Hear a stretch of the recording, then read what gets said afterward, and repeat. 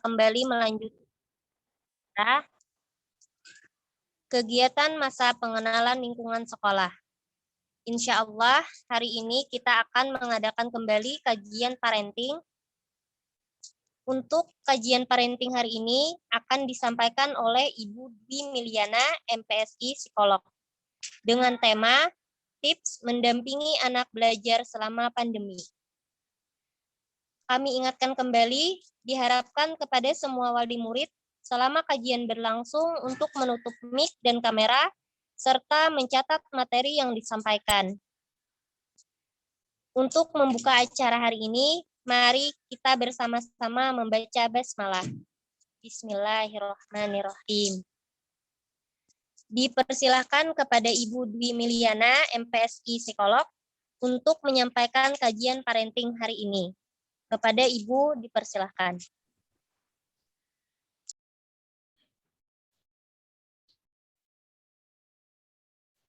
Assalamualaikum warahmatullahi wabarakatuh. Apa suara saya terdengar? Naam, terdengar. Oke. Sebentar ya, saya share screen dulu. Oke. Apa sudah terlihat?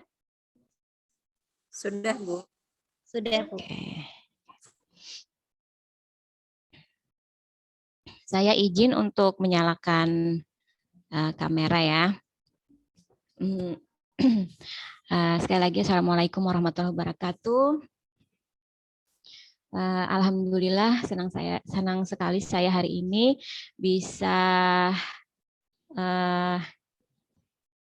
ikut berkontribusi gitu ya dalam kegiatan MOS insya Allah pada acara, dan hari ini saya akan menyampaikan, mungkin lebih tepatnya sharing gitu ya, bagaimana sih sebenarnya mendampingi anak belajar selama pandemi. Nah, kita sudah melakukan itu, ibu-ibu, mungkin di sini ada bapak-bapaknya juga. Atau ada yang akan melakukan ini gitu ya, untuk wali murid yang baru bergabung di TAUD atau TK. Oke, bagaimana sih sebenarnya mendampingi anak-anak selama belajar di rumah BDR gitu ya istilahnya. Tidak berpanjang lebar, kita langsung aja. Pertama-tama saya di sini ingin mengingatkan dulu, flashback dulu ke belakang. Kenapa hal ini terjadi gitu ya? Kenapa hal ini ada? Kok BDR ini ada gitu? Saya ingin memflashback sedikit bahwa karena mungkin semuanya sudah tahu bahwa sekarang ada pandemi dan segala macam COVID gitu ya. Dan maksud saya di sini supaya ingin menguatkan hati para ibu-ibu atau bapak-bapak, mungkin lebih fokus ke ibu-ibu gitu ya, karena ibu-ibu yang selalu mendampingi anaknya, selalu full bersama anak-anaknya. Sama menurut saya ya, antara ibu-ibu yang full di rumah dengan ibu-ibu yang bekerja, saya yakin di sini ibu-ibunya yang paling dekat dengan anak-anaknya gitu ya. Oke, di sini saya mencoba memulai dengan surat edaran dari pemerintah bahwa memastikan pemenuhan hak peserta didik untuk mendapatkan layanan pendidikan, tetap adanya layanan pendidikan walaupun kita sekarang berada dalam masa-masa pandemi. Nah, kedua, melindungi warga satuan pendidikan dari dampak buruknya COVID ini, terus mencegah penyebaran dan penularannya, dan memastikan pemenuhan dukungan psikososial bagi pendidik, peserta didik, dan orang tua. Itu harapan-harapan dari pemerintah sebenarnya ya.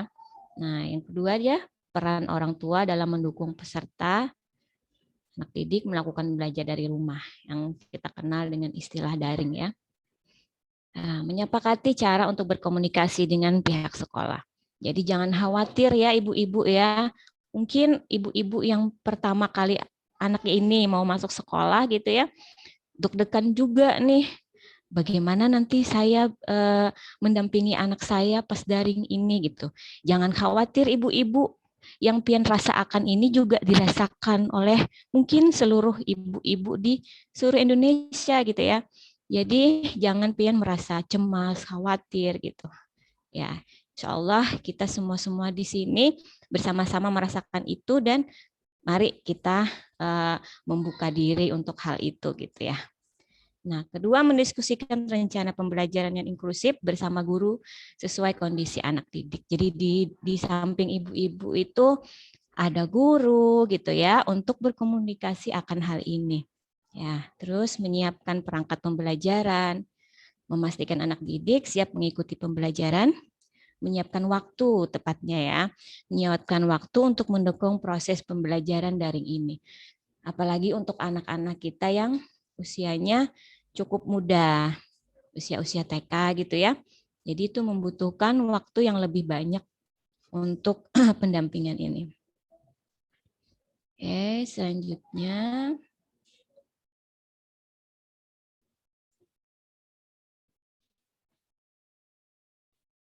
Nah, di sini juga kita dituntut untuk mendorong anak agar aktif selama proses pembelajaran. Motivasi gitu ya, anak-anak kita untuk terus bagaimana supaya terlibat dalam pembelajaran tersebut. Terus berikutnya orang tua atau wali memastikan anak mengisi lembar aktivitas. Ini mungkin yang lebih diketahui oleh para ustazah di sekolah ya. Nah, serta mengumpulkan foto lembar aktivitas, terus secara aktif berdiskusi dengan guru terkait tantangan dan kendala yang dihadapi selama proses pembelajaran. Jadi di sana keterbukaan sekali lagi antara orang tua dengan guru. Nah, memastikan tempat dan fasilitas belajar dengan nyaman. Nanti akan kita bahas berikutnya secara detail insya Allah. Oke.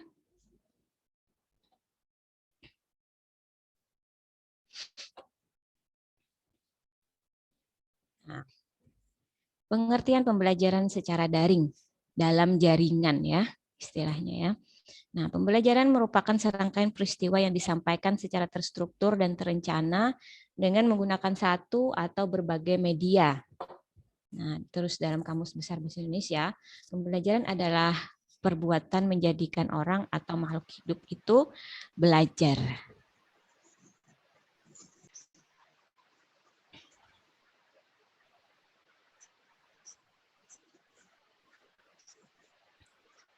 Definisi pembelajaran juga telah tertuang dalam Undang-Undang tahun nomor 20 yang menyebutkan pembelajaran merupakan sebuah proses interaksi antara peserta didik dan pendidik dan sumber belajar pada suatu lingkungan belajar. Nah, berikutnya tentang peraturan pemerintah yang mendukung jenjang-jenjang pendidikan dasar dan menengah gitu ya. Oke. Nah, karakteristiknya. Saya ingin mengulas sedikit secara umum tentang karakteristik pembelajaran dalam jaringan sebelum saya masuk kepada bagaimana pendampingan itu sendiri gitu ya. Nah, materi ajar disajikan dalam bentuk teks, grafis, dan berbagai elemen multimedia. Komunikasi dilakukan secara serentak dan tidak serentak gitu ya. Ini tergantung pihak sekolah, yayasan. Digunakan untuk belajar pada waktu dan tempatnya maya tentu saja karena kita masih belum bisa maksimal bertemu secara langsung atau offline ya. Nah, dapat digunakan berbagai elemen belajar berbasis komunikasi CD-ROM untuk meningkatkan pembelajaran. Materi ajar yang relatif mudah diperbaharui, meningkatkan interaksi antar siswa dan fasilitator, ustadznya ya, memungkinkan bentuk komunikasi belajar formal dan informal, dapat menggunakan ragam sumber belajar yang luas di internet. Tentu saja semua pihak di sini harus belajar gitu ya, tidak hanya murid sebagai penerima proses pembelajaran itu, tapi juga kita sebagai orang tua, tentu saja para gurunya juga. Jadi menyeluruh. Nah, berikutnya adalah karakteristik e-learning itu sendiri. Memanfaatkan jasa teknologi elektronik yang selama ini sudah kita lakukan. Nah, memanfaatkan medianya, komputer, laptop. Minyak itu sih minyak yang halus-halus ada mata ada jiran gitu. Laptop,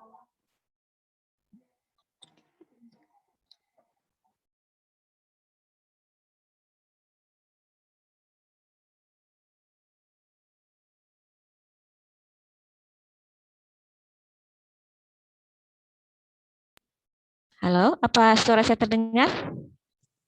Ya Bu, sudah Ya. terdengar. Oke, tadi soalnya ada konfirmasi unmute. Oke, saya lanjut ya.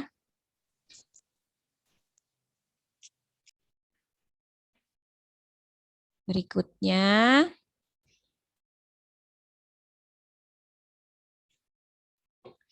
materi pembelajaran dapat disimpan di komputer tentu saja dan dapat dipergunakan atau dibuka kembali atau diulang kembali sejauh mana yang bersangkutan membutuhkannya, baik itu gurunya atau orang tua mau mempelajari materi-materinya lagi gitu ya. Nah, terus berikutnya memanfaatkan komputer untuk proses pembelajaran dan juga untuk mengetahui hasil kemajuan belajar. Oke. Next. Nah, manfaatnya, apa sih manfaat dari pembelajaran dalam jaringan itu?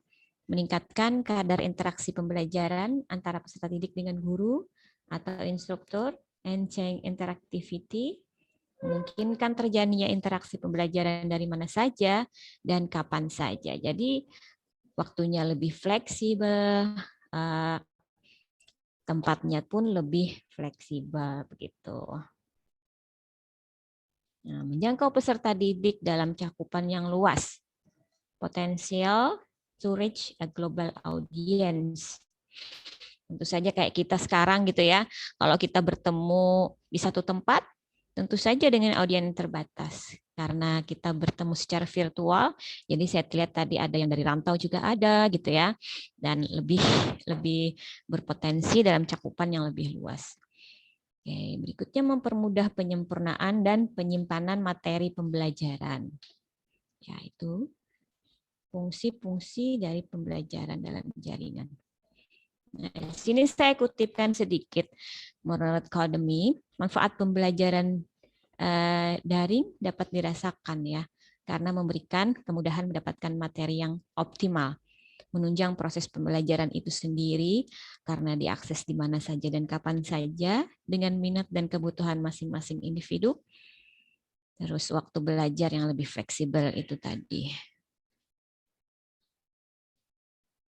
Dapat memonitor performa bagi pengajar, keberadaan e-learning mampu melacak dan memonitor perkembangan peserta latihan, khususnya terhadap pencapaian materi yang diberikan. Menghemat biaya pembelajaran.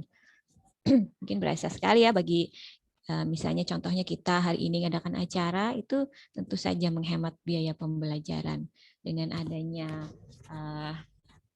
salah satu komunikasi virtual yang semua itu memudahkan kita secara waktu, secara biaya, seperti itu, secara akomodasi. Oke, kita masuk ke pembelajaran pada anak usia dini. Di sini saya kutipkan lagi dalam Peraturan Menteri Pendidikan dan Kebudayaan Republik Indonesia nomor 146 tahun 2014 tentang kurikulum 2013 pendidikan anak usia dini. Proses pembelajaran itu adalah interaksi antara pendidik dan anak melalui kegiatan bermain ya pada lingkungan belajar yang aman dan menyenangkan dengan menggunakan berbagai sumber belajar. Ini yang offline ya.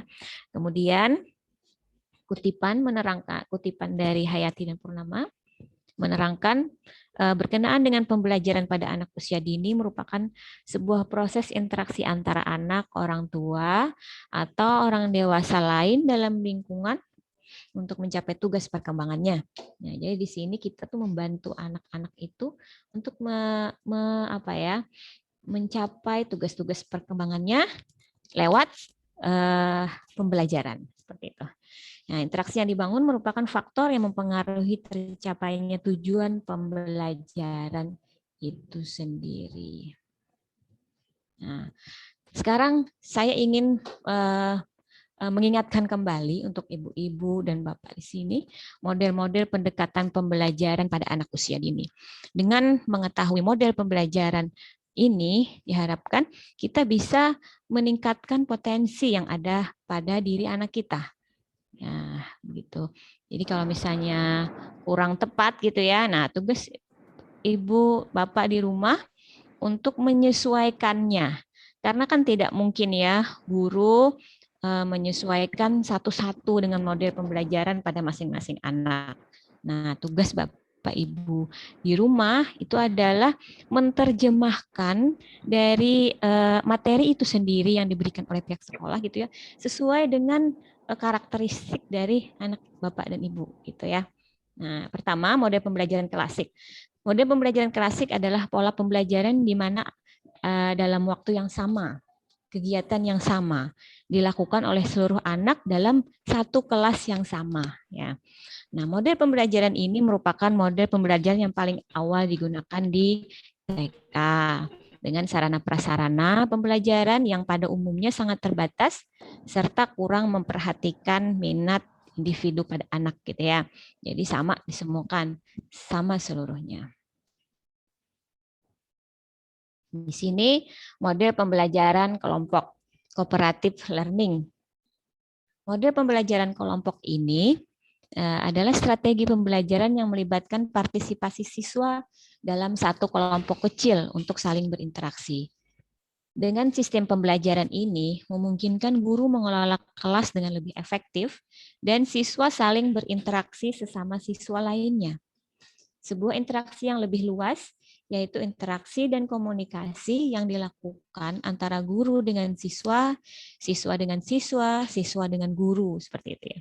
Jadi ada interaksi timbal balik yang terjadi dalam kelas tersebut. Nah, itu disebut lebih efektif ya. Nah, berikutnya model pembelajaran minat. Model pembelajaran berdasarkan area minat ini lebih memberikan kesempatan kepada anak didik untuk memilih atau melakukan kegiatan sendiri dengan minatnya. Pembelajaran dirancang untuk memenuhi kebutuhan-kebutuhan spesifik anak dan menghormati keberagaman budaya dan meningkatkan prinsip individualisasi pengalaman bagi setiap anak. Nah, membantu anak untuk pilihan-pilihan melalui kegiatan dan pusat-pusat kegiatan serta peran keluarga dalam pembelajaran. Itu berdasarkan minat.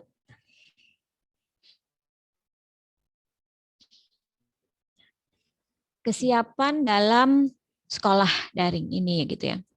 Bagi Bapak Ibu yang sudah melakukannya, mari kita cek lagi perlu tambahan kesiapan apa lagi. Dan bagi Bapak Ibu yang akan mau menjalaninya, mari kita persiapkan gitu ya secara lahir batin gitu ya. Karena ini akan cukup menuntut kesiapan dari ibu khususnya ya untuk sekolah daring ini. Kesiapan alat-alat untuk belajar seperti ya alat-alat secara fisik untuk belajar gitu ya. Nah, karena daring mungkin lebih membutuhkan alatnya tersendiri kayak laptop, komputer atau HP. Nah, itu perlu dipersiapkan. Mungkin Ibu Bapak semua sudah tahu gitu ya kesiapan untuk alat-alat ini. Nah, lebih detailnya ya kita akan membahas tentang kesiapan mental, kesiapan secara psikologis tentang sekolah daring itu seperti apa. Nah, kesiapan mental membutuhkan kesiapan mental untuk menjalani proses belajar mengajar ya, khususnya daring BDR, belajar dari rumah. Dengan kata lain, kegiatan belajar itu perlu dipelajari, learning to learn. Learning to learn mengandung arti bahwa dalam kegiatan belajar itu, peserta didik perlu sekali mempelajarinya, sehingga peserta didik dapat belajar secara efektif dan efisien. Nah, dengan belajar efektif dan efisien, maka peserta didik dapat belajar dengan hasil yang optimal. Nah, sebelum melaksanakan kegiatan belajar, hal-hal yang sangat penting adanya kesiapan mental secara psikis yang harus dimiliki oleh peserta didik. Dan karena peserta didiknya itu dengan umur yang lebih muda, tentu saja didukung oleh kesiapan mental juga dari orang terdekatnya, yaitu ibu sebagai pendamping yang full ya, mendampingi anak, dan kesiapan dari keluarga yang lain seperti kakaknya misalnya membantu adiknya atau ayahnya, bapaknya gitu ya, sebagai orang yang terdekat dengan anak.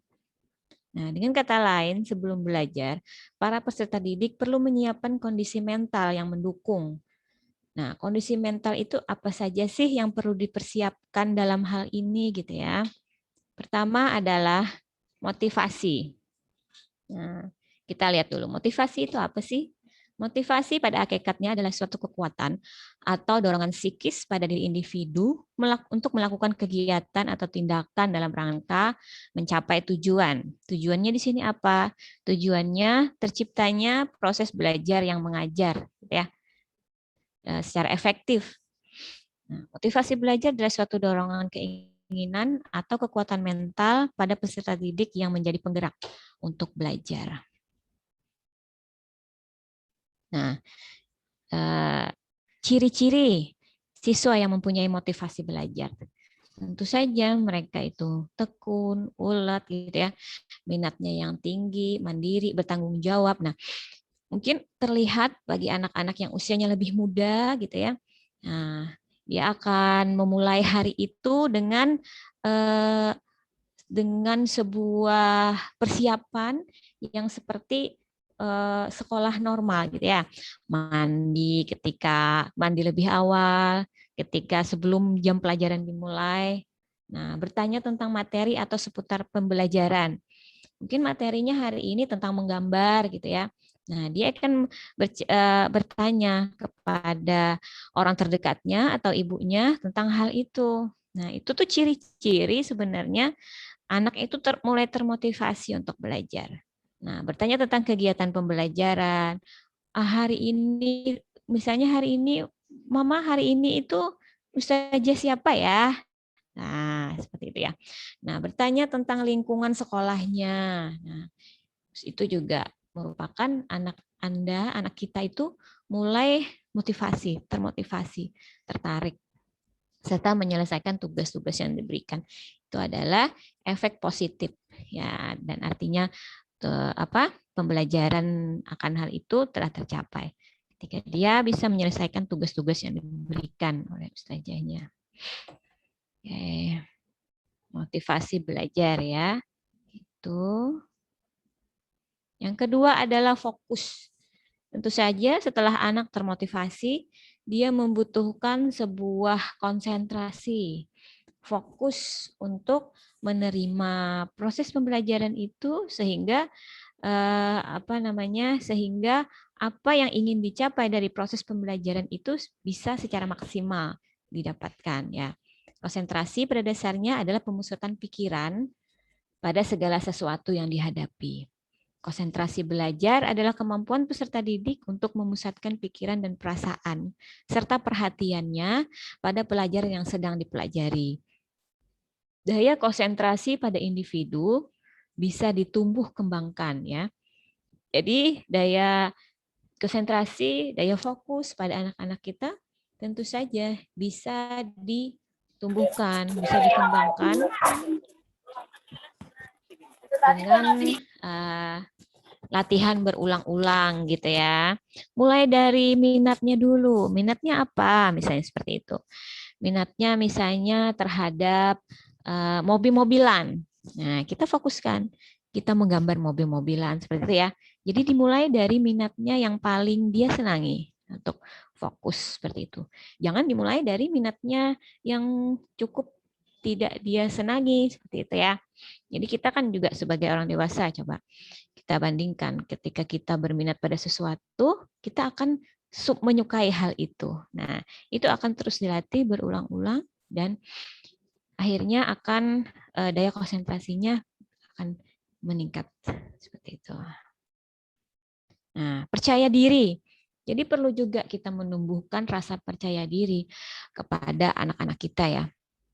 Nah, bagaimana sih caranya menumbuhkan rasa percaya diri pada anak itu? Nah, bimbing anak untuk mengambil keputusannya sendiri. Jadi jangan salah ya, anak-anak yang mempunyai usia lebih muda, dia itu sebenarnya bisa mengambil keputusannya sendiri. Contoh kecil, kita bawa dia berbelanja ke sebuah toko misalnya ya, dia mau beli permen, dia mau dua-duanya. Nah, dorong dia untuk mengambil keputusannya sendiri. Dia mau yang mana, adek mau yang mana, mau permen A atau permen B, gitu ya. Nah, itu akan melatih cara-cara dia untuk mengambil keputusannya sendiri untuk keperluannya sendiri seperti itu. Tidak keputusan yang lebih besar tidak. Jadi kita ajari dari hal-hal yang kecil gitu ya. Nah, seperti itu. Yang kedua, arahkan untuk berbicara dengan orang baru. Karena semakin cepat anak itu bisa bersosialisasi dengan orang-orang baru, hal itu akan membuka dirinya. Nah, membuka dirinya. Karena kenapa? Dengan orang baru itu, anak-anak akan mulai terbiasa dengan hal-hal yang baru yang ditemuinya. Nah, biasakan anak berada di tempat ramai. Jadi hal ini juga untuk melatih anak gitu ya. Mungkin tidak terlalu optimal ketika kita terapkan ini pada saat pandemi ini gitu ya. Tapi nggak apa-apa, satu atau dua kali dalam seminggu gitu ya. Misalnya tetap anak itu dibawa ke tempat ramai, tapi nggak terlalu ramai juga kayak pasar. Misalnya di Car Free Day seperti itu ya. Anak bisa berekspresi bebas dan dekat dengan alam seperti itu ya, tapi tetap juga tidak terlalu ramai dan tetap bisa jaga jarak. Biasanya kan di Car Free Day itu tetap ada bisa menjaga jarak gitu ya. Nah, di sini fungsinya itu untuk melatih motorik anak seperti itu.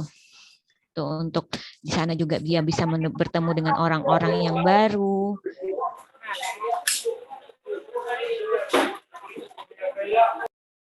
Nah, di sana bertemu dengan orang-orang baru juga, dan di sana daya tumbuh kembangnya itu lebih bisa gitu ya, lebih bisa tereksplor karena kita sekarang ini juga dituntut untuk belajar dari rumah, dan hal itu sudah menjadi sebuah apa namanya tertekan bagi anak gitu ya. Jadi ekspresikan dia. Nah, beri apresiasi pada kelebihan anak. Jadi apresiasi yang positif terhadap kelebihannya. Kelebihannya sudah bisa menggambar mobil-mobilan seperti itu ya. Nah, beri apresiasi yang positif sehingga anak itu mempunyai percaya diri yang tinggi. Oh, aku perlu sekali. Dari sejak kecil kita menanamkan bahwa percaya diri itu penting, dan dari sana dia belajar memuji orang lain seperti itu, memuji secara positif terhadap keberhasilan orang lain seperti itu ya. Apresiasi pada anak tidak mesti harus memberikan sebuah benda gitu ya. Apresiasi misalnya dengan pujian, dengan pelukan gitu ya. Touching istilah psikologi itu juga penting. Touching, ciuman terhadap anak. Nah, itu akan lebih mengena kepada anak gitu ya. Jadi tidak mesti harus diberikan sebuah benda mainan seperti itu untuk mengapresiasinya, tidak. Nah, izinkan dia untuk mencoba sendiri. Nah, tanamkan di dirinya bahwa adik bisa, saya bisa, seperti itu. Coba, bisa. Nah, kadang-kadang anak mau berbelanja ke warung gitu ya. Adik nggak bisa, supan, malu, katanya gitu. Nah, beri dia afiliasi positif, saya bisa, coba dulu, belum dicoba kan, seperti itu. Nah, itu dalam hal ini itu mendorong dia untuk mencoba sendiri, pengalaman dia sendiri. Nah, itu juga akan membangkitkan percaya diri terhadap anak. Motivasi untuk bangkit ketika dia gagal, hal ini penting. Karena ketika seseorang mengalami kegagalan, ketika anak mengalami kegagalan, nah, dari sana dia dari kegagalan itu dia akan belajar. Ketika kita sebagai orang dewasa membantunya untuk bangkit, nah dia akan memunculkan rasa percaya dirinya, motivasinya pun akan muncul untuk mencoba kembali. Nah, dari sana dia akan mencoba try dan try lagi. Beri sugesti positif. Saya bisa. Nah, itu merupakan sebuah kata-kata positif ya, sugesti positif yang perlu kita tanamkan terhadap diri anak. Semakin dia akan bisa memegang rasa percaya dirinya dan bisa mensugesti, ketika kita berikan sugesti positif, dia akan meningkatkan rasa percaya dirinya. Seperti itu. Oke, kita lanjut. Nah, kondisi yang perlu diperhatikan agar potensi belajar anak bisa maksimal. Pertama adalah kondisi fisik. Apalagi saat sekarang kita lagi belajar daring, belajar dari rumah gitu ya. Kita tetap harus memperhatikan kondisi fisik anak kita. Jangan mentang-mentang oh dia di rumah nggak apa-apa, nggak sakit ya gitu ya. Tetap harus dijaga. Pemenuhan kebutuhannya tetap harus kita jaga secara fisik agar anak itu tetap sehat. Nah, kenapa? Karena anak sehat secara jasmani akan menentukan keberhasilan belajar. Ya, coba bayangkan kita ketika kita pilek atau sakit kepala, konsentrasi nggak terhadap sesuatu. Ibu-ibunya misalnya pas lagi pilek, konsentrasi nggak masak. Nah, sama anak pun merasakan demikian ya. Jadi kondisi fisik yang tetap harus kita jaga untuk anak-anak kita. Bagaimana? Nah, ibu-ibu udah tahu ya mungkin ya, udah di luar kepala ini. Pola makan yang sehat, ya, mengkonsumsi makanan yang bernutrisi sesuai kebutuhan kita, kebutuhan tubuh anak. Karena anak-anak ini merupakan anak-anak masa emas gitu ya. Pertumbuhan fisiknya itu tetap harus dijaga. Nah, selain mengkonsumsi makanan yang bernutrisi, juga perlu sekali melakukan kegiatan olahraga. Karena dari sana, apalagi BDR ini ya, yang menuntut kita untuk menatap layar laptop, menatap layar HP. Nah, selain bernutrisi, tubuh sehat juga kita perlu melakukan olahraga. Olahraga untuk meregangkan ketegangan-ketegangan. Nah, jika tidak sehat, maka aktivitas belajar akan terganggu sehingga tidak bisa tercapai proses belajar dan mengajar secara efektif itu sendiri. Anak sehat bisa dilihat dari segi fisik dan psikis serta sosialisasinya. Ya. Sehatnya badan, pertumbuhan jasmani dan rohani. Pertumbuhan jasmaninya yang normal gitu ya, sesuai dengan umur kronologisnya. Ya, tumbuh gigi misalnya seperti itu ya, sudah mulai, terus dia sudah bisa berjalan, merangkak, berdiri, berlari sesuai dengan umurnya, tidak terlambat secara perkembangan seperti itu. Nah, segi psikis anak sehat itu berkembang secara wajar, pikirannya bertambah cerdas, bisa menjawab pertanyaan-pertanyaan ringan kita, misalnya pertanyaan 1 tingkat, pertanyaan 2 tingkat, instruksi 1 tingkat, instruksi 2 tingkat.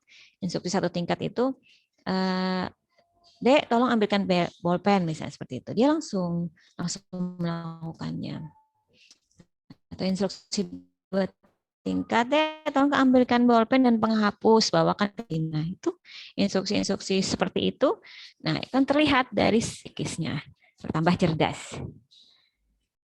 Nah, dari segi sosialisasi, anak aktif, gembira gitu ya, bisa bersosialisasi dengan lingkungannya, bisa mampu untuk menyesuaikan diri dengan lingkungan sekitarnya. Oke, berikutnya. Nah, tempat belajar. Tempat belajar pun di sini perlu ditata sedemikian rupa karena hal ini sangat mendukung untuk proses terjadinya transfer ilmu, proses terjadinya keberhasilan itu sendiri dalam proses belajar mengajar. Ya. Misalnya, jangankan anak ya, kita aja ketika mengikuti Zoom, duduk di tempat duduk dengan kursi dan meja, dibandingkan dengan kita rebahan gitu ya di tempat tidur, nah itu akan sangat mempengaruhi sekali akan penyerapan kita terhadap informasi yang diberikan di Zoom itu sendiri. Sama dengan anak pun seperti itu. Jadi kita perlu atur sedemikian rupa gitu ya untuk tempat belajar yang memungkinkan untuk membantu anak dalam proses pencapaian proses belajar mengajar itu sendiri ya. Sederhana, terus semuanya tercukupi di sana, ada buku, pensil dan segala macamnya, dan tentu saja tidak lalu lalang karena itu akan mengganggu konsentrasinya gitu ya. Nah, itu akan sangat penting sekali untuk mendukung keberhasilan anak. Syarat-syaratnya mungkin Ibu Bapak sudah tahu gitu ya. Bagaimana tempat belajar itu sendiri. Oke, berikutnya. Nah, belajar pun perlu istirahat. Nah, kita BDR ini dengan dituntut full gitu ya. Nah, daya tahan tubuh, daya tahan individu satu sama lain berbeda-beda. Nah, ada yang kuat, ada juga yang mungkin agak sedikit cepat capek gitu anaknya ya. Daya tahan tubuhnya agak kurang seperti itu, cepat sakit seperti itu ya. Nah, hal-hal itu yang perlu kita jaga. Jadi perlu adanya istirahat sebentar, break sebentar. Nah, mata pun mempunyai keletihan. 60/10, Bapak-bapak Ibu mungkin sudah tahu ya. 60 menit menatap layar HP, menatap komputer. Nah, idealnya 10 menit untuk beristirahat. Misalnya peregangan atau melakukan melakukan relaksasi fisik lainnya seperti itu ya. Jadi 60 menit belajar, 10 menit untuk istirahat. Karena dalam belajar BDR ini kan kita berhadapan dengan satu sistem yang mengakibatkan semua elemen badan itu juga menyerap gitu ya. Ada radiasi laptop atau radiasi HP, mata pun akan cepat lelah seperti itu ya. Berbeda dengan kita bertemu di kelas gitu, anak langsung seret membutuhkan konsentrasi seperti itu. Ini kan lebih, apalagi HP-nya atau laptopnya mempunyai pencahayaan yang full seperti itu. Nah, itu juga membutuhkan membutuhkan perhatian dari Bapak Ibu gitu ya terhadap anaknya. Bagaimana supaya kita bisa memaksimalkan potensinya. Nah, istirahat, otak pun perlu istirahat karena menjadi lelah itu akan juga mengurangi konsentrasinya. Nah, konsentrasi berkurang, minatnya pun akan berkurang. Apalagi untuk anak-anak yang lebih kecil gitu ya, mereka belajar sambil bermain. Nah, seperti itu. Jadi kita kurang memfullkan. Tips dalam mengatasi jika sudah jenuh bagaimana? Jangankan anaknya, bapak ibunya pun juga sudah mulai jenuh gitu ya. Jenuh nih, belajar dari rumah jenuh banget. Nah, buat tempat belajar yang nyaman. Misalnya membutuhkan dipindah tempat belajarnya, oke kita pindah. Posisinya dirubah. Supaya dengan posisi yang baru, diharapkan daya konsentrasi dan fokusnya juga akan refresh kembali.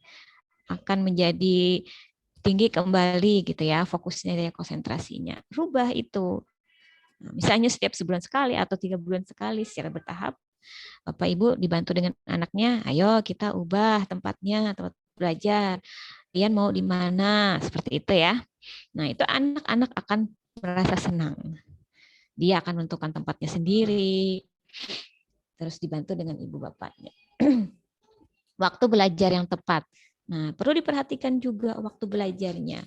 Kenali waktu belajar anak Bapak Ibu, di mana yang dia bisa memunculkan semua potensinya. Konsentrasinya lebih bisa konsentrasi, misalnya pagi hari gitu ya, setelah makan, setelah mandi gitu ya. Nah, berikutnya metode belajar yang sesuai. Metode belajar sekali lagi, metode belajar yang seperti apa? Anak-anak kita cepat serap seperti itu.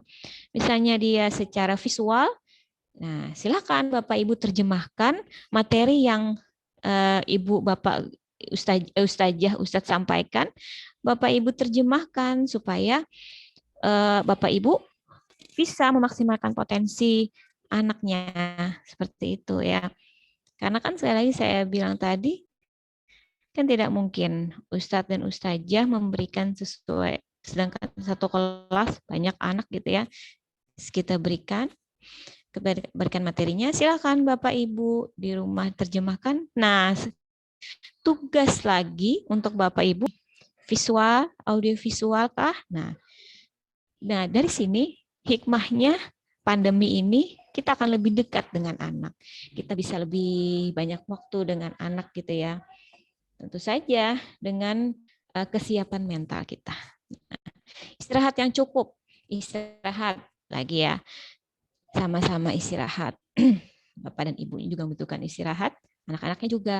Nah, tidak terlalu diporsir karena kejenuhan itu akan menurunkan tingkat motivasinya juga, seperti itu ya. Jaga hubungan dengan teman sekolah. Nah, bantu dia bagaimana cara anak kita untuk tetap menjaga hubungan. Peer group-nya, jangan sampai hilang, teman peer group-nya. Mungkin secara maksimal belum bisa gitu ya, bermain full dengan anak-anak karena ada peraturan tentang standar protokol kesehatan dan segala macamnya. Tapi bagaimana caranya tetap kita menghubungkan mereka dengan peer group-nya, teman sebayanya ya. Nah, itu penting itu karena anak-anak tidak bisa lepas dari peer group-nya.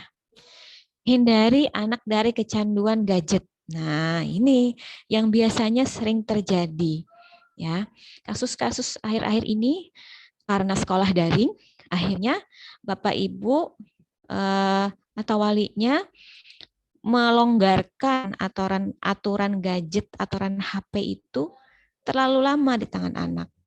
Ya sudah, dia kan tadi sudah belajar, ya udah refreshingnya pakai games di HP lagi kan. Nah, ya udah dia tadi sudah mengerjakan tugas, sekarang refreshingnya main game, HP lagi. Nah, umur masa-masa anak itu adalah bermain, bukan HP gitu ya. Karena ketika anak sudah kecanduan gadget ini akan membutuhkan membutuhkan waktu untuk mengembalikan dia lagi. Misalnya, anak-anak yang sudah kecanduan gadget secara umurnya terlalu dini, itu akan menyebabkan gangguan speech delay ya. Anak itu akan lambat dalam berbicara seperti itu. Tidak sesuai pada perkembangan bahasanya kurang potensial untuk keluar seperti itu. Itu biasanya kasus-kasus yang sering terjadi saat ini dengan dengan dikenalkannya anak pada selama masa pandemi ini karena hal itu memang dituntut, situasi menuntut kita seperti itu, dikenalkan ke HP, akhirnya seperti itu, kebablasan gitu ya. Nah, itu yang perlu kita hindari. Kalaupun itu sudah terjadi, tolong dikurangi gitu ya. Karena itu akan sangat berdampak sekali. Ada anak-anak yang kehilangan minat terhadap pelajarannya karena HP. Ya. Dia akan tidak bisa maksimal mengerjakan tugas-tugas sekolahnya karena HP, seperti itu. Jadi tetap melaksanakan BDR ini, belajar dari rumah dengan media HP, tetapi dengan pendampingan dari kedua orang tuanya. Nah, ini yang paling penting untuk menjaga kesehatan mental seorang ibu. Karena di sini kita sedang mendampingi anak usia dini, anak TK. Nah, jadi kesehatan mental dari ibu itu pun perlu dijaga. Karena apa? Sekali lagi saya bilang, seorang ibu yang paling banyak berinteraksi dengan anaknya.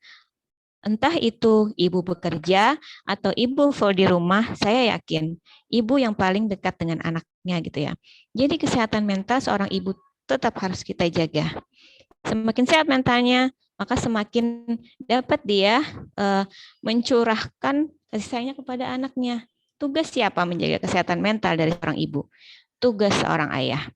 Ayahnya yang menjaga kesehatan mental ibunya, gitu ya. Nah, ayahnya mencurahkan kasih sayang kepada ibunya, itu akan sangat memberikan kesehatan mental, berikan ruang dia berkeluh kesah dari kegiatannya sehari-hari. Anak kita ini hari ini nih kadang mau mengerjakan tugas. Nah, berikan dia ruang untuk curhat sedikit. Seperti itu ya untuk bapak-bapaknya. Mudah-mudahan di sini juga ada bapak-bapaknya karena saya senang berdua belah pihak gitu ya akan saling mendukung untuk kemajuan anaknya. Nah, seperti itu. Itu paling penting sekali kesehatan mental dari seorang ibu. Nah, habis ya ternyata ya, tidak terasa. Oke, itu yang bisa saya sampaikan sampai nggak 40 menit. Nah, kita terbuka untuk sharing atau mau konsul apa, itu ya, Ustazah Nisa ya tadi ya. Iya, Bu. Ya, sekarang kita waktunya untuk tanya jawab, sharing ya. Ya. Jazakumullah khairan kepada Ibu Dwi Miliana, MPSI Psikolog, yang telah menyampaikan materi pada hari ini. Selanjutnya kita memasuki sesi tanya jawab.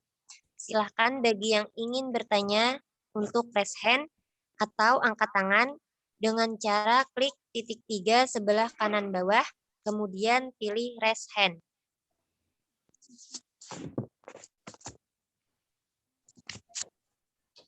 Naam, Ibu.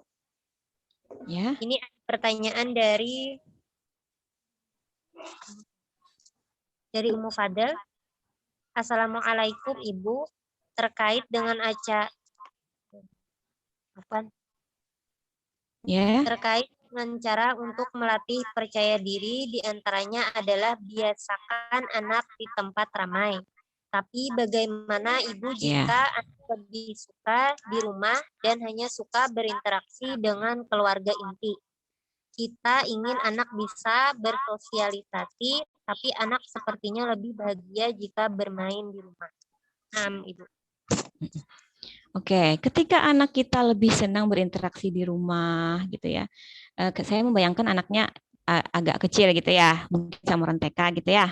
Nah, kita yang perlu memicu anak kita yang perlu mendampingi anak kita, karena tidak mungkin semakin besar anak, dia akan semakin dituntut untuk bisa bersosialisasi dengan lingkungannya. Ya, nah dari kecil kita perkenalkan bahwa peer group karena anak membutuhkan peer groupnya. Ya, jadi anak-anak yang lebih menyukai berteman atau berinteraksi dengan keluarga intinya perlu kita dorong untuk bisa dengan lingkungan sosialnya. Misalnya secara bertahap atau dalam seminggu sekali ya, bisalah seminggu sekali untuk membawa anak-anak ke lingkungan baru. Tidak usah jauh-jauh. Tadi saya bilang ke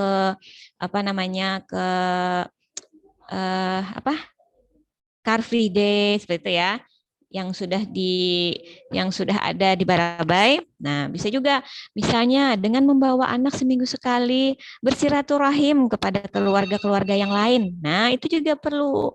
Ya, dari sana dia bisa bertemu dengan orang-orang baru. Nah, dengan dilakukannya berulang-ulang secara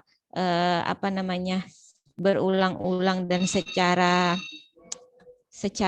terus-menerus, nah anak akan terbiasa. Nah, di situ kita mulai membiasakan anak ini dengan pembiasaan. Nah, insya Allah dengan pembiasaan yang terus berlanjut dari ibu bapak, anak-anak akan mulai bisa berinteraksi dengan orang lain. Ya, seperti itu.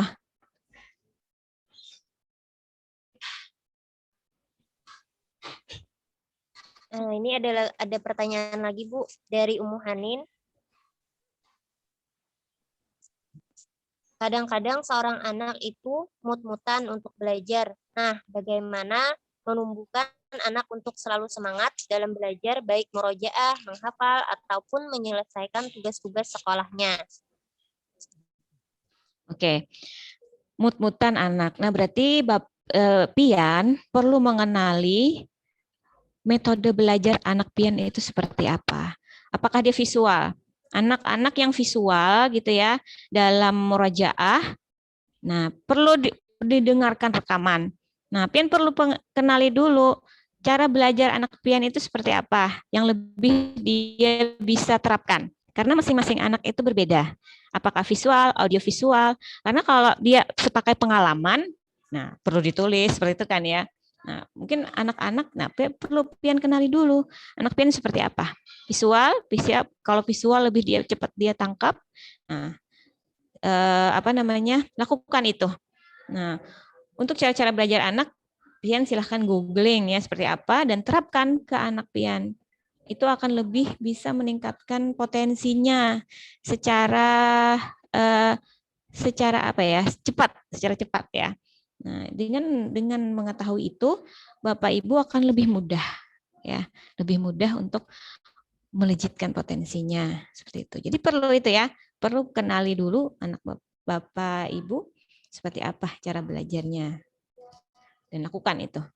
Walaupun materi dari ustazah atau ustadz sekolah kita tidak bisa menuntut ya, karena sekolah mengajarkan satu gitu ya. Misalnya bahannya ini, materi ini dalam bentuk file atau apa gitu ya. Nah, tapi silakan Bapak Ibu terjemahkan dan sesuaikan dengan metode belajar dari Bapak Ibu, dari anak Bapak Ibu semua. Nah, itu makna dari pendampingan itu sebenarnya di situ. Ya. Jadi tidak hanya kita mendampingi anak ketika tugas atau mendampingi anak ketika murojaah di samping anak berada. Nah, lebih jauh tuh menerjemahkan dan menerapkannya terhadap anak Bapak Ibu seperti itu ya. Gitu, Ustazah Nisa. Nah, Bu. Selanjutnya ada lagi pertanyaan dari Umu Nadira. Saya mau tanya metode belajar apa yang sesuai untuk anak perempuan umurnya kurang lebih 5,5 tahun. Dia kalau belajar membaca buku tidak mau diam, selalu sambil main, lari-lari, pokoknya nggak mau diam. Jadinya saya bingung untuk memvideo saat mau setor tugas yang diharuskan anak duduk diam membaca. Terima kasih. Gimana tadi? Anak beliau ini tidak suka membaca gitu ya?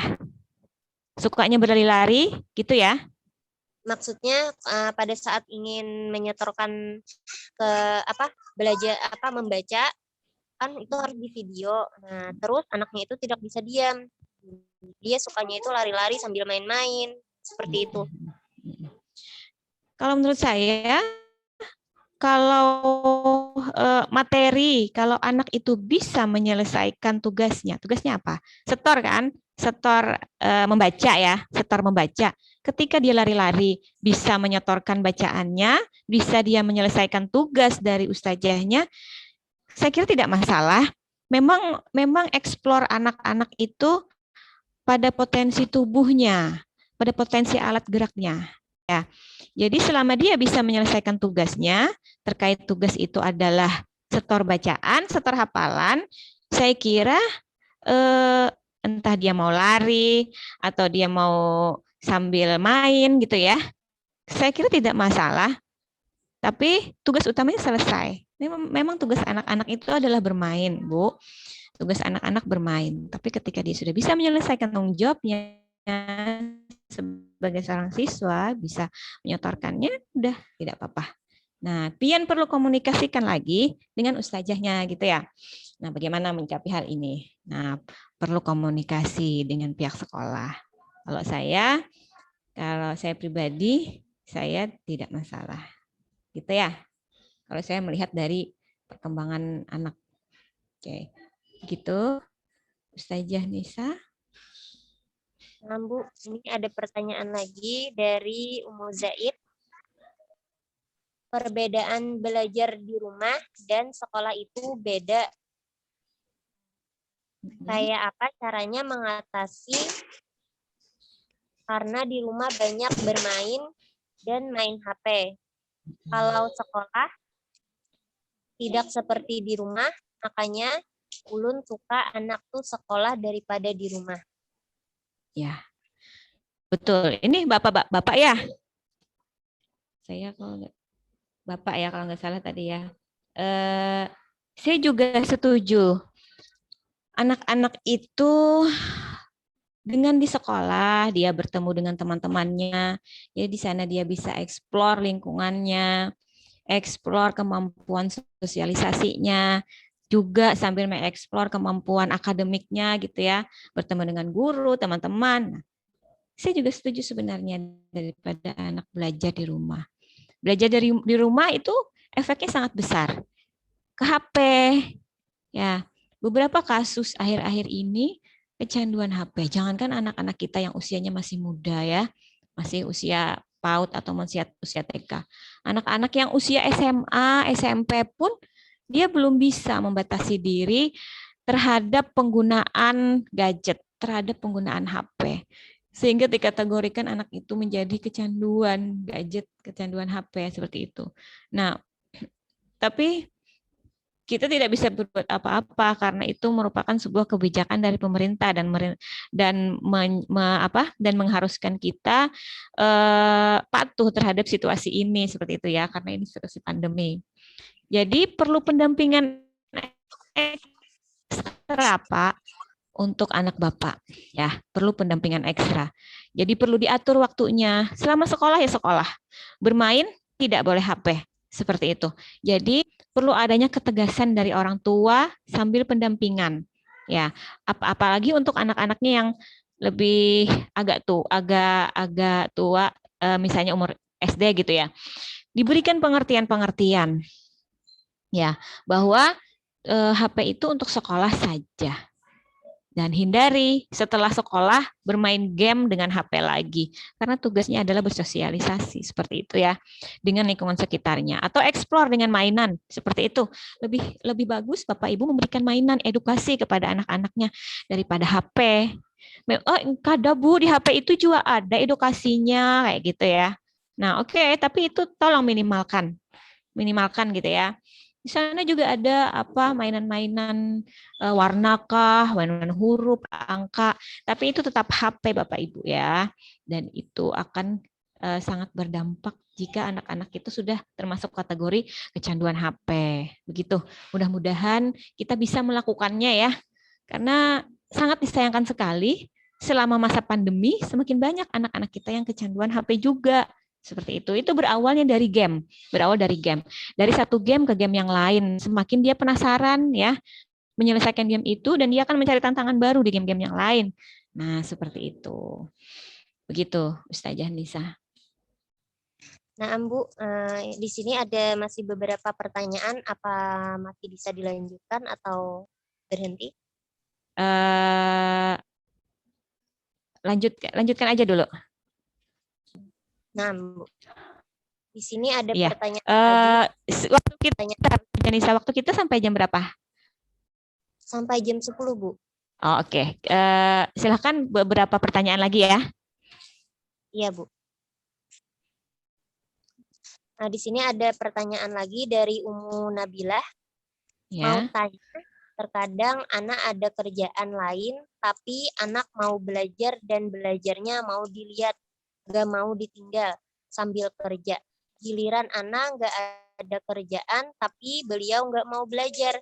Gimana ya cara yang tepat mengatasi anak seperti itu? Ketika ibunya ada pekerjaan, anaknya nggak mau belajar, gitu ya tadi ya? Makan, Bu. Ketika mamanya nggak ada kerjaan, anak mau belajar, begitu ya? Iya. Berarti perlu anak ibu itu perlu pendampingan yang full dari Anda, dari Pian. Ya, anak Pian membutuhkan perhatian Pian. Ya, makanya dia mencari alasan ketika Pian bekerja dia nggak mau belajar. Ketika Pian tidak bekerja, terbalik ya. Ketika mamanya bekerja dia mau belajar. Nah seperti itu. Jadi Pian perlu komunikasikan kalau misalnya umurnya agak tua, usia SD misalnya seperti itu ya, Pian perlu komunikasikan dengan dengan anak. Kalau umurnya masih agak muda, pendampingan ekstra dari Pian. Oke. Semuanya itu perlu pengorbanan ya. Silahkan Pian cari waktu yang tepat ya.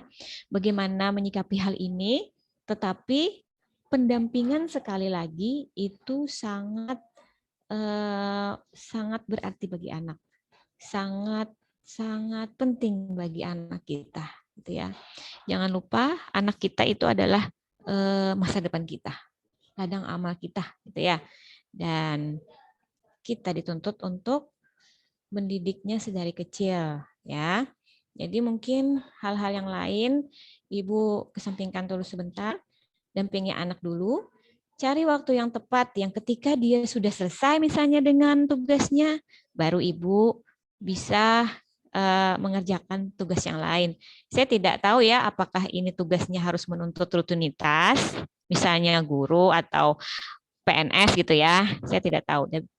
Tapi coba Ibu cari waktu atau tadi komunikasi dengan anak ketika anaknya sudah bisa menerima dan bisa berkomunikasi.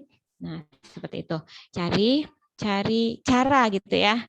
Cari cara yang pas supaya anaknya juga tercurahkan kasih sayangnya, pendampingannya juga bisa dilaksanakan terhadap anak dan pekerjaan Ibu juga tidak terbengkalai. Seperti itu sih kalau saran saya.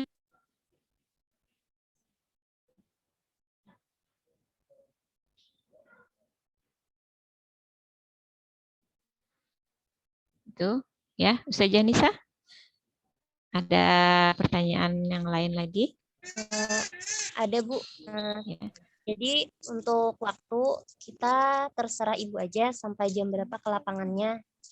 Jadi terserah Pian aja sampai jam berapa. Oke, ini banyak sekali ya pertanyaannya. Saya baru bisa buka nih.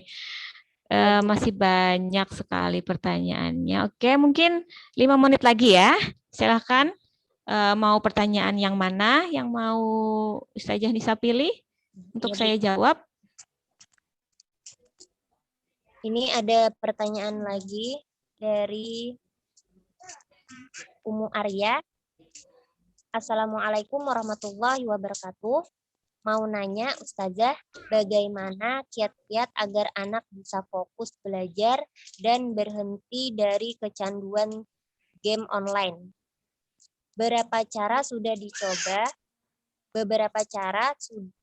dicoba dengan cara pendekatan secara komunikasi dan pembatasan waktu untuk main game. Bahkan sampai tidak diizinkan untuk main gamenya, tapi anak tetap seperti masih kecanduan game online. Mohon penjelasannya Ustazah, syukron. Silakan Bu. Ya. Yang namanya kecanduan itu akan terus merasa penasaran ketika dia tidak bisa menyelesaikan satu tantangan ini. Biasanya gitu kan ya, game itu ya. Level 1, level 2, level 3, tantangannya akan terus naik. Dia akan terus penasaran. Nah, sepengalaman saya, anak-anak yang kecanduan game itu akan berdampak sekali kepada emosinya. Ketika dia sedang asik-asiknya main, disuruh gitu ya, nah belikan telur atau belikan apa gitu, nah dia marah atau bahkan dipanggil aja dia akan marah, apalagi diambil HP-nya. Jadi ini butuh ketegasan dari orang tua gitu ya, tegas untuk membatasi penggunaannya terhadap game, penggunaannya terhadap HP ya. Perlu pembatasan. Nah, perlu adanya komitmen juga antara orang tua dan orang-orang di sekitarnya. Jadi Pian yang mengendalikan anak Pian. Ketika ulun bisa Bu mengendalikannya di rumah, tapi kalau pas di rumah neneknya diberi HP oleh neneknya. Nah, Pian perlu ketegasan hal itu. Pian cari komitmen dengan orang-orang di sekitarnya supaya anak ini tidak kecanduan HP lagi, tidak kecanduan game lagi gitu ya. Akan saya disayangkan kalau umurnya masih muda sudah kecanduan akan hal ini. Jadi komitmen ya Ibu ya. Komitmen, ketegasan dan komitmen. Komitmennya dengan orang-orang dewasa yang ada di sekitarnya ya. Entah itu umurnya lebih muda atau lebih tua. Dengan komitmen ini, insya Allah akan berhasil ya. Komitmen sekali lagi dan tegas. Kalau misalnya Pian pasang wifi di rumah, stop, ya, karena itu akan sangat tidak terkendali sekali. IndiHome seperti itu ya, stop aja. Itu hanya digunakan untuk belajar seperti itu. Tuh. Oke, Ustazah Nisa, satu lagi mungkin ya. Nah, iya Bu, ini ada satu lagi pertanyaan dari Ummu Rumaisyah. Assalamualaikum Ustazah, bagaimana ketegasan tanpa ancaman terhadap? Terima kasih. Ketegasan tanpa ancaman. Ya.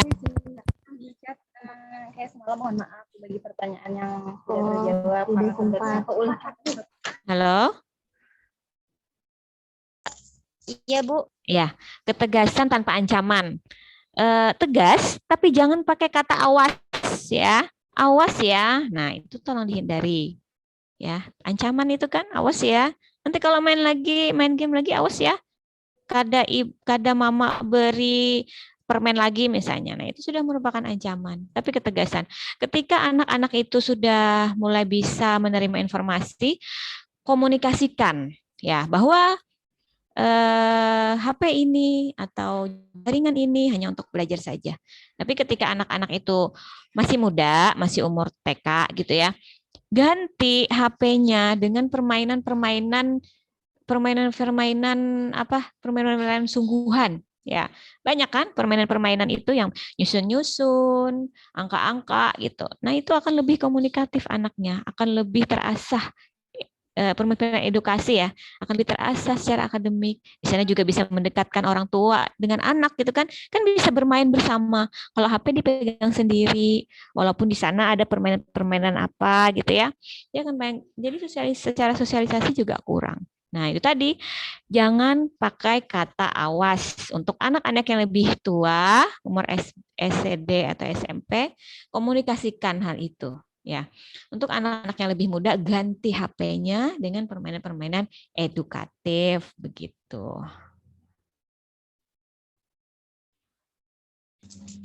Nah, Bu, alhamdulillah dengan berakhirnya sesi tanya jawab, berakhir juga rangkaian acara kita hari ini. Dari kajian parenting hari ini dapat kita ambil kesimpulan tips dalam mengatasi kejenuhan belajar dari rumah, buat tempat belajar yang nyaman, waktu belajar yang tepat, metode belajar yang sesuai, istirahat yang cukup, juga hubungan dengan teman sekolah. Jaga hubungan dengan teman sekolah. Hindari anak dari kecanduan gadget, jangan menghilangkan masalah dengan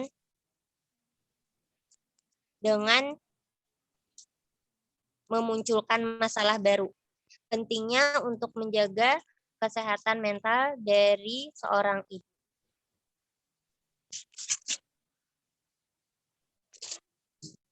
Saya mewakili sekolah meminta maaf apabila ada salah atau keliru selama acara berlangsung. Mari kita tutup acara hari ini dengan membaca doa kafaratul majelis. Mohon maaf bagi pertanyaan yang tidak sempat terjawab.